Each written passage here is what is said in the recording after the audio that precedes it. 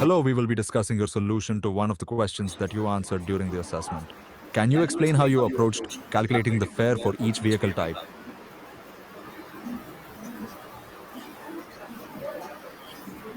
Yes, in,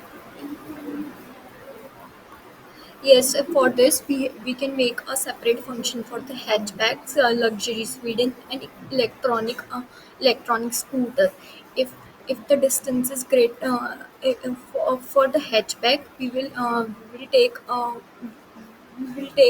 base distance of if the distance is greater than 10 kilometer, then we can we can find out we can find out the total distance by calculating taking the 10 as the base fare, and by multiplying 5 into 5 into 10, and the rest cost will be of 3 rupees per kilometer. So we will find if the distance is 12. Suppose we have a distance of 12, then we can calculate for the hatchbacks as 10 will be the total base fare, 10 plus 5 kilometers for uh,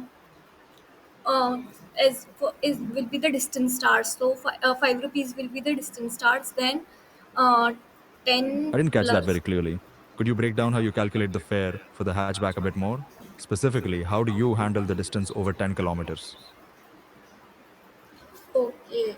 For the hatchback, we will take 5 rupees per kilometer charge for the 10 kilometer, and the base charge will also be added up.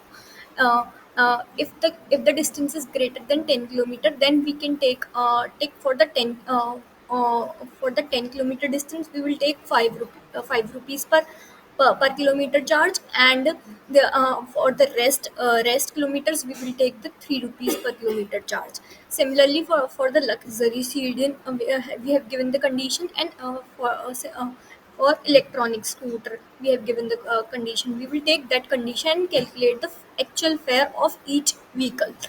After that, we have given the offer scenario, where we will apply the 20% of discount. First, we will calculate the total fare according to the conditions by our calculation, and then on that we will apply the 20% of discount of on the total calculated fare. Got it. So, after calculating the fare based on the distance and vehicle type, you apply the discount for new users. Can you explain how you handle the loyalty discount for users who have taken at least 5 rides? If the user have the at least 5 rights, then it apply the 10% discount on their subscription rate. That means on the if the user is a loyalty user, then we can apply the 10% discount, or uh, uh, extra 10% discount on the fare, on the Okay, total so fare you apply the 10. calculated.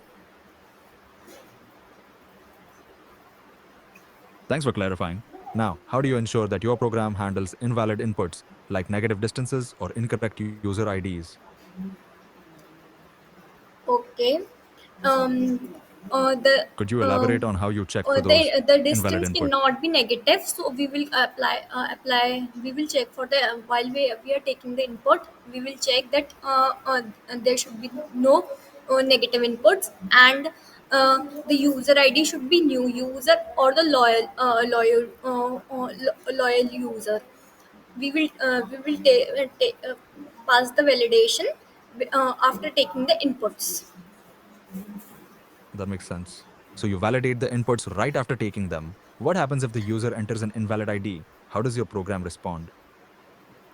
It will give an error of invalid user if the id is incorrect, if id doesn't contain the new user or loyal user, or Got it. if So you provide an error message for invalid user IDs. How do you format the output to match the specified requirements? we can use regex for making for checking the id, or the id Could you should explain a bit more about how contain you the numbers. So you check if the ID contains numbers. How do you ensure the output is formatted correctly, like including the fare, prefix, and 2 decimal places. Okay. For that, Could uh, for that we can use the string validations. We can make a string like fair, and then after that we can make a condition for checking that. Sounds good. So, you use string formatting to ensure the output is correct. Just to wrap up, what was the most challenging part of implementing this fare estimation system for you? These checking for these id is valid or not would be a challenging part. We can use regex. For me That's it a was good challenging. insight. I can see how that would be tricky. Thanks for sharing your thought process. If you have any questions or need further clarification, feel free to ask.